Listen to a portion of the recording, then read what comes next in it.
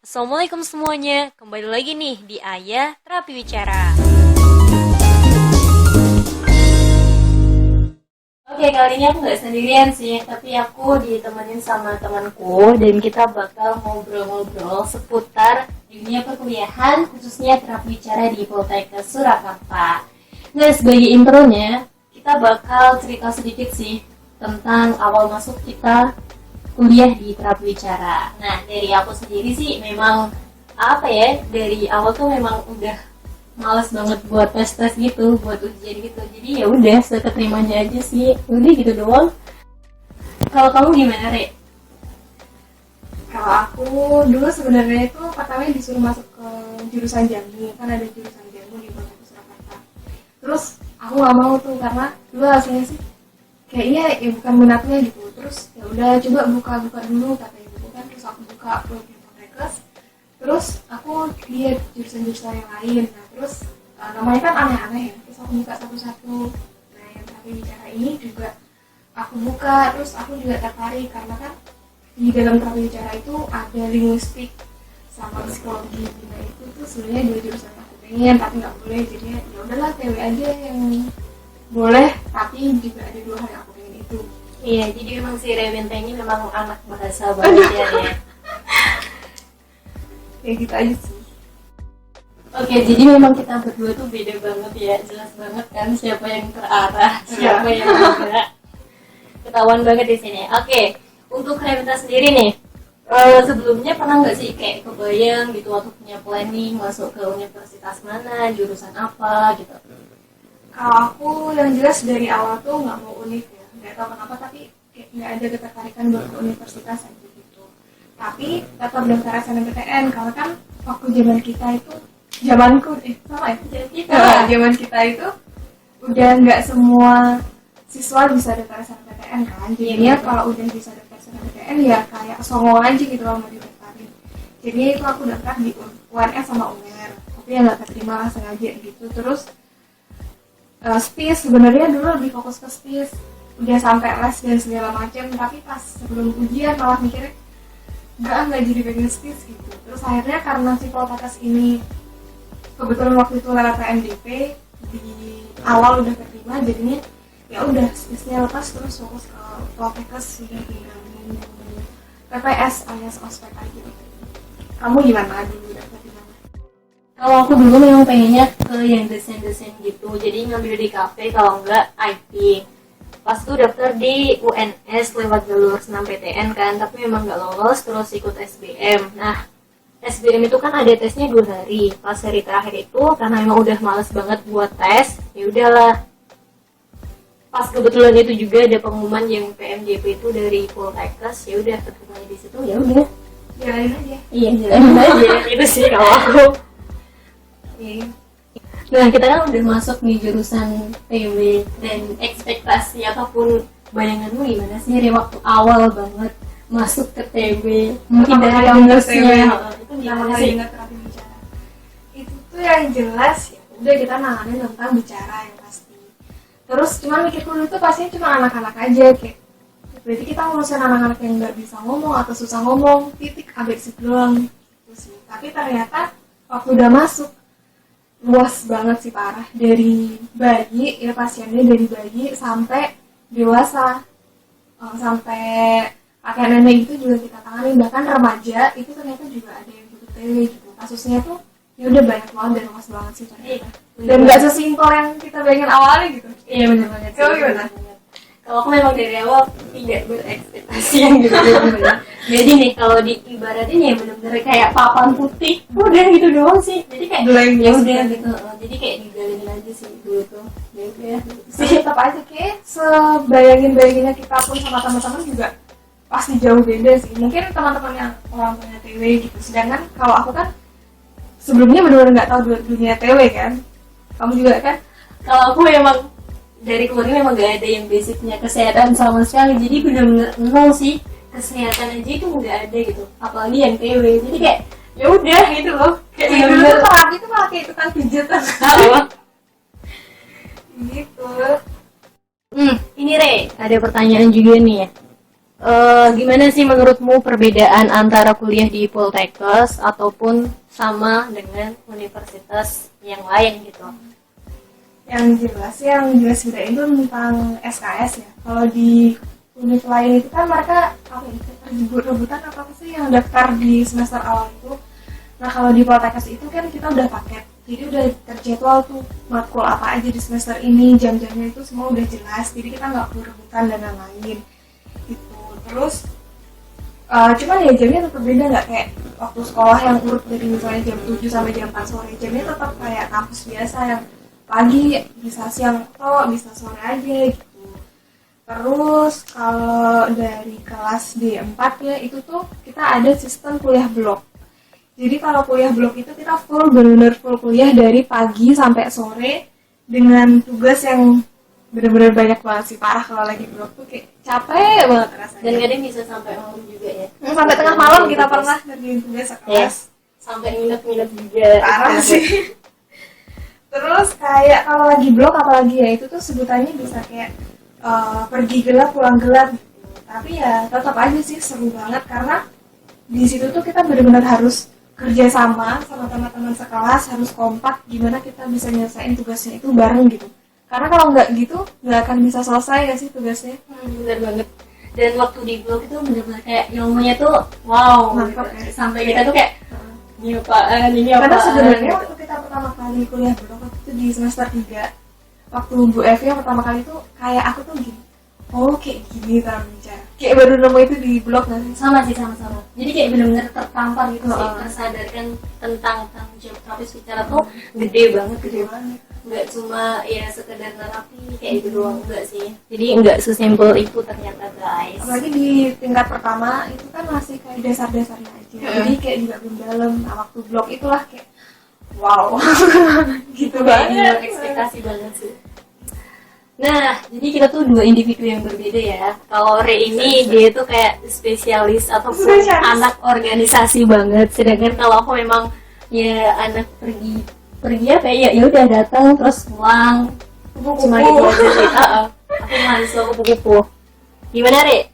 Selama menjalani organisasi, kesan-pesannya atau apa yang dirasain gitu? Sebenarnya kalau tentang organisasi itu pasti subjektif banget sih ya. Karena kesan tiap orang nih, bahkan ada di organisasi yang sama tuh pasti beda. Nah cuman kalau aku pribadi tuh emang suka organisasi dari SMP dulu juga organisasi. Terus waktu SMA aku nggak bisa organisasi, jadi pengennya ya waktu kuliah itu bisa ikut organisasi secara maksimal gitu sih. Terus kesannya ya yang jelas senang ya, orang kayak ikut sesuatu tuh pasti ada senangnya lah, pasti karena kita pengen juga kan.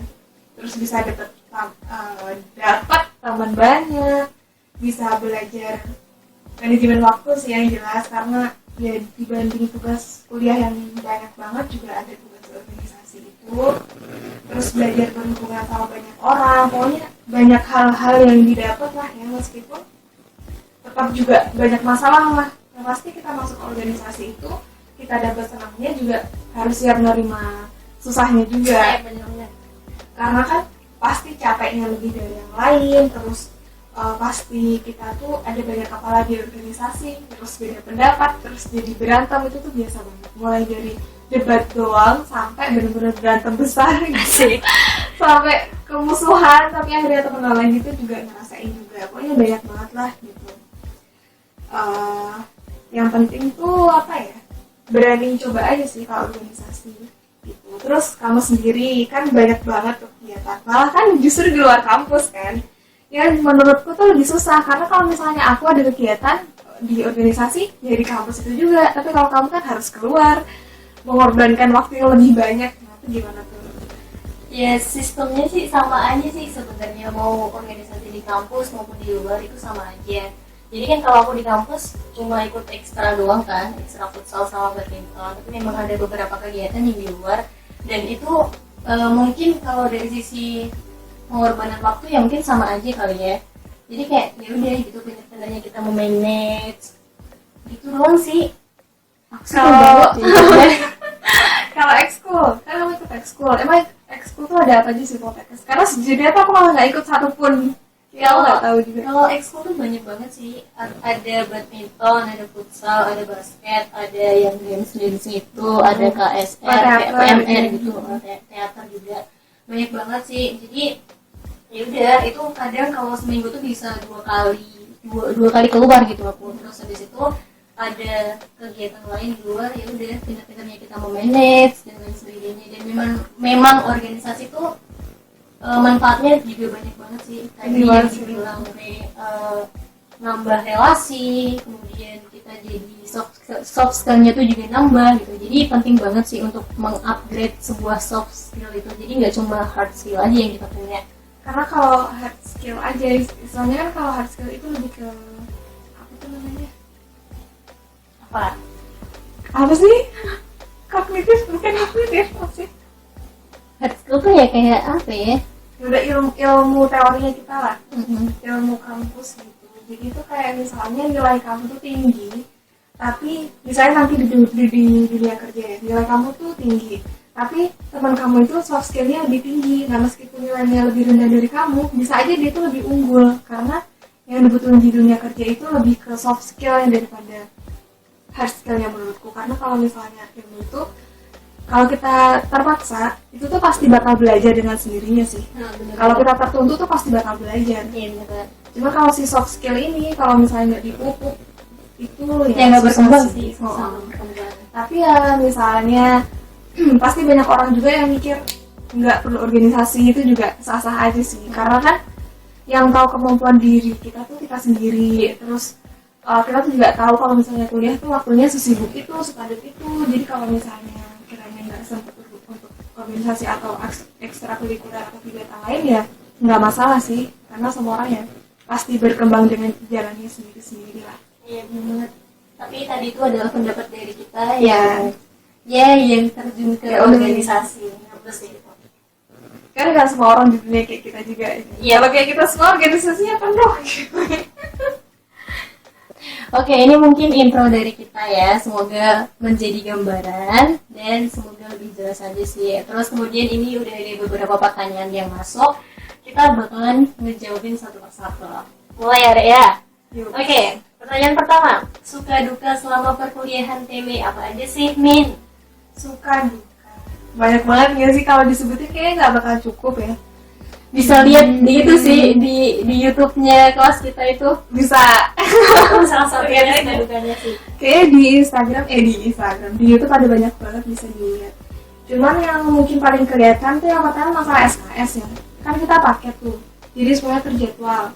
Ya kayak yang dibilang tadi, kayak nggak perlu rebutan mata kuliah, nggak perlu rebutan kelas dan lain. Semuanya jelas gitu. Meskipun ya banyak dadakan, kayak misalnya kabar-kabar dadakan kayak tahu bulat gitu sering banget. Iya. Terus banyak drama-drama lain lah, tapi tetap aja itu tuh sangat membantu ya. Dan terjadwalnya tuh nggak sekedar mata kuliah, tapi juga ke skripsi dan lain-lain, dan itu ngebantu banget. Jadi kita kayak punya target yang jelas gitu, ngejar skripsi ini harus selesai kapan, itu lebih jelas gitu.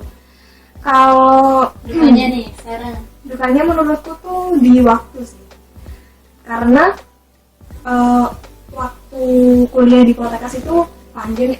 Kalau panjang sih kayaknya sama aja, cuman lebih di tugasnya itu.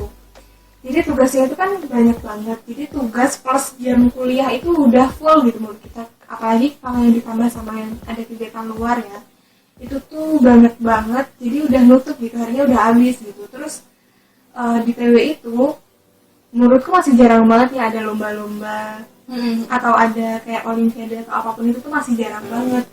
Jadi itu bikin jarang yang sesuai sama jurusan gitu. Kalau lomba-lomba biasa kan banyak, jadi itu tuh bikin kita kurang berkembang aja sih menurutku. Karena kan kalau misalnya ada lomba-lomba kayak gitu terus kita ikut, itu kan diharuskan buat belajar, diharuskan buat berkembang, dan berkembangnya itu pasti di luar dari keilmuan yang diajarin ke kita, dari teori kampus, teori kelas gitu. Nah, karena jarang banget lomba-lomba yang tentang TW gitu, jadinya berkembangnya kita tuh ya harus dari belajar aja gitu sebelum praktek ya. Jadi cuma dari belajar. Dan buat orang-orang kayak aku yang mungkin kayak motivasi belajarnya kurang, jadi itu ya udah gitu-gitu aja. Mungkin setelah praktek sih, setelah beneran dengan pasien tuh baru lah kayak ngerasa gini gitu. Nah, tadi nyinggung masalah tugas nih. Jadi kalau tugas terapi bicara tuh banyak banget yang apa ya, yang sehari tuh nggak bakal bisa jadi gitu. Pasti panjang sih, Panjang banget. Karena kayak bikin alat-alat kayak gitu, harus cari gambar yang sesuai.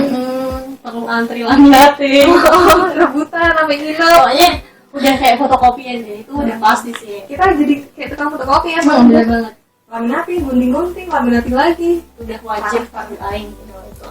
Nah kalau dari aku sendiri mungkin kalau sukanya tuh di lingkungan terapi bicara ya, itu kayak antara dosen sama mahasiswa itu kayak bener-bener kekeluarganya tuh banget gitu. Kayak, Solid jadi kayak banget. hangat banget tuh loh. Entah ini tuh cuma di kelas kita atau gimana, tapi itu yang tak rasain gitu. Dan itu bener-bener yang nanti bakalan ngangenin banget sih. Banget parah. Mulai dari staff-staffnya semuanya itu kayak wah keren banget sih.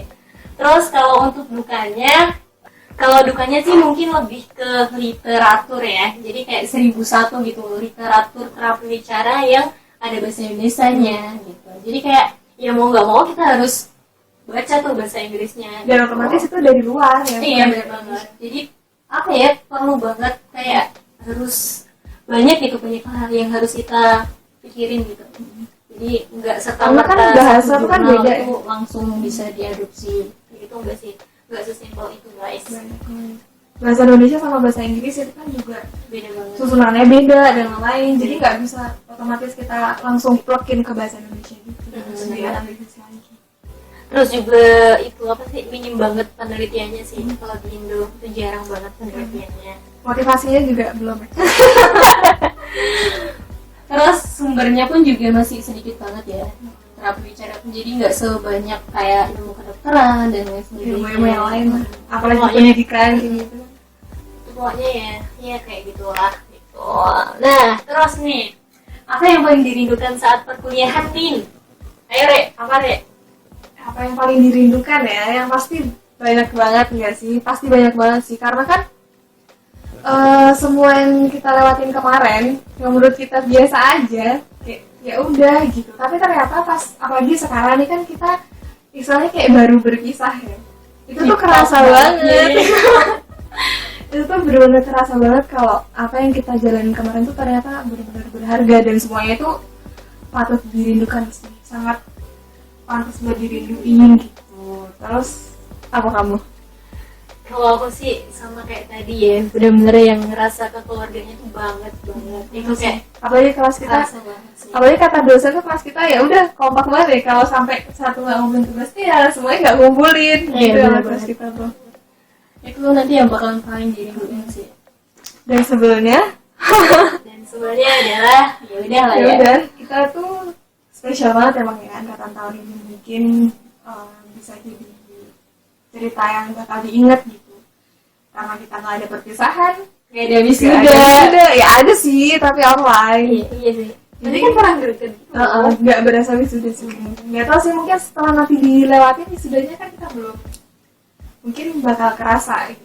Cuman ya kayak nggak nyangka aja gitu, kemarin tiba-tiba pada pulang dan ya udah bener-bener nggak ketemu lagi. Mungkin cuma ketemu sama beberapa teman aja, tapi ya nggak sempet ada perpisahan tuh ya susah sih. Dari yang sebenarnya awalnya tuh kayak kesel banget, kayak ya nangis sih jujur banget pas awalnya tuh kayak ya Allah kok gini banget gitu, tapi ya udah harus bisa nerima sih. Iya, Ya emang begini gitu, Iya, jalur emang corona begini ya sih. begini sih.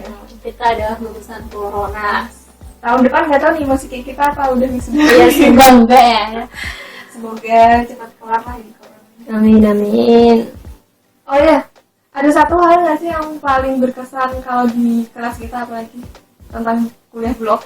Oh iya, itu berkesan banget, sangat berkesan guys. Karena tadi juga udah kita ceritain sih beberapa, karena ya itu sih karena perjuangannya itu kerasa banget waktu kuliah blog ya, jadinya ya itu bisa paling dirindukan. Mungkin waktu kita jalanin kuliah blognya tuh kesel banget sih, kayak ngeluh banget. Lebih cepatnya kayak capek pikiran, capek Jadi semua orang badan. sensitif gitu. Dari- Satu ngegas semuanya balas sih parah. Sampai nangis juga ada, drama banget. Dari Bu Evi itu yang pertama, dan tugasnya yang banyak banget itu, terus Bu Rozela tentang asesmen, diagnosis, terus Bu Sheila itu apa aja SLB sama di Sartri. MSD. sih. Itu tuh berat tapi bakal dirinduin banget. Dan banyak banget ilmunya sih, bener-bener banyak banget sih. Yang nancep gitu ya. Yang nancep ya kalau yang nancepnya dikit, cuma kayak bener-bener yang disampaikan tuh semuanya kayak serpihan emas gitu. Asik. Oh ternyata seserius ini TW. Iya bener-bener. Jadi nggak bisa dibuat mainan nih. Kalau profesi ini tuh kayak bener-bener berharga banget. Nah terus kemudian ada pertanyaan lagi nih Re. Ada rencana niatan jadi dosen nggak Min? Waduh, Kamin. Berarti kamu yang ditanyain. Kalau aku sih didoain aja ya teman-teman. Pasti kan Allah masih berkati. Udah gitu aja sih. Simpel. Kalau Iya, kamu Re? Jadi itu gimana ya? Kadang kan gini, kalau kita pengen sesuatu terjadi tapi malah nggak terjadi, kalau kita nggak pengen sesuatu tapi malah terjadi, kita sering banget ya. Sering banget gitu. Jadi aku nggak bisa bilang aku pengen tapi ternyata nantinya nggak jadi pengen, atau aku bilang nggak pengen tapi tahu-tahu ntar jadi dosen gitu kan, kayak ya kita nggak bisa tahu ke depannya gitu. Jadi ya jalanin aja sih. Iya benar. Jalanin aja yang di depan, semuanya kasih yang terbaik. Kita nggak tahu situasi kondisinya besok gimana. Iya benar. Rezeki sudah ada yang ngatur. Ya. Oke teman-teman, itu tadi mungkin ngobrol santai antara aku dan Re.